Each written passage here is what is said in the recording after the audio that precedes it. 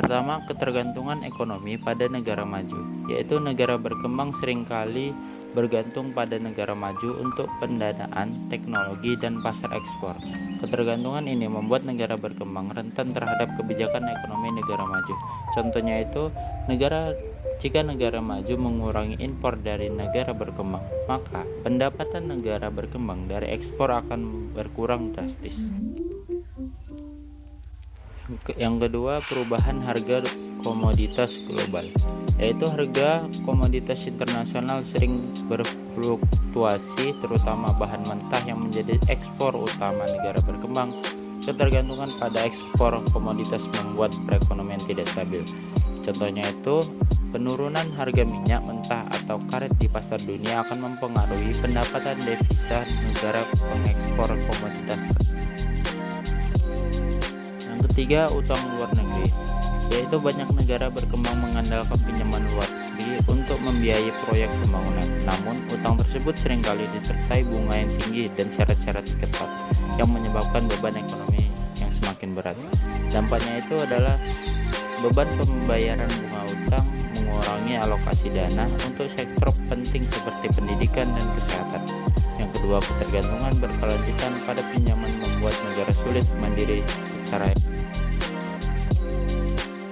Yang keempat, dominasi perusahaan multinasional atau MNC, yaitu perusahaan multinasional dari negara maju sering memanfaatkan sumber daya alam di negara berkembang. Namun, keuntungan besar yang mereka peroleh tidak selalu memberi dampak positif bagi negara tuan rumah. Masalahnya, yang pertama itu ada eksploitasi sumber daya alam tanpa transfer teknologi yang signifikan. Yang kedua, penghindaran pajak dan repatriasi keuntungan ke negara asal. Dan contohnya itu ada MNC di sektor pertambangan yang mengambil keuntungan besar tetapi hanya memberikan sedikit kontribusi pada perekonomian.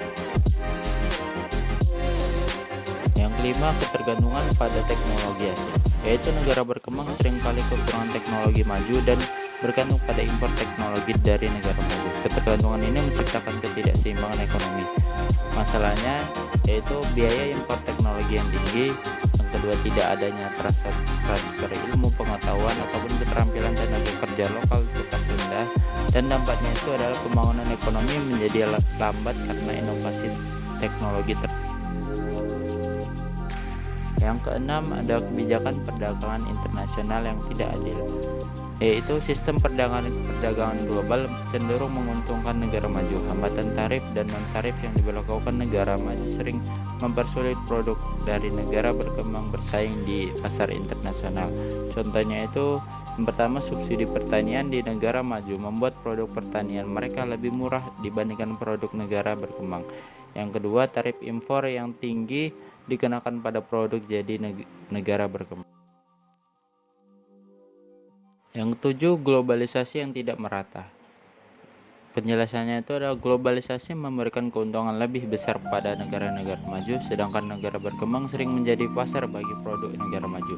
Dampaknya ialah persaingan yang tidak seimbang di pasar global, dominasi produk impor yang menghancurkan industri lokal. Contohnya itu, produk tekstil murah dari negara maju menguasai pasar lokal dan menekan pengrajin atau usaha kecil di negara. Yang ke-8, pengaruh investasi asing. Penjelasannya itu investasi asing langsung atau VDI memang membantu pembangunan ekonomi, tetapi tidak jarang disertai praktik yang merugikan negara penerima. Masalahnya adalah keuntungan investasi dibawa ke negara asal.